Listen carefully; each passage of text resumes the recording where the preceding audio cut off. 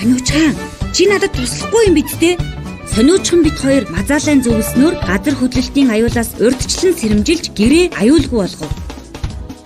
Дараа нь мазаалаа бидэнд газар хөдлөлтийн хичээл заав. Хүчтэй чичиргээ ихтэйг 1 минут үргэлжлэх тул ширээн доор орж толгой дээрээ юм унахаас хамгаалаарай.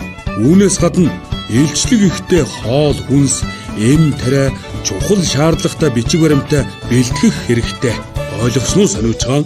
Тэгтэл гинэт газар хөдөлж хамаг юм хүчтэй чичрэв. Сониучхан, альвэ наашир ном бишээ, ширээн доор ороорой. Хүчтэй чичиргээний үеэр мазаалайн тусламжтайгаар бид гэмтэж бэрцсэнгүй. Ингээд энэ удаад мазаалайн заасан газар хөдлөлтийн хичээлийг би та нарт хэлж өгье. Хүчтэй газар хөдлөлтийн үеэр хамгийн түрүүнд ширээн доогуур орох ёстой шүү. Газар хөдлөлтийн дараа цахилгаан шатанд бүү суугаарай. Бас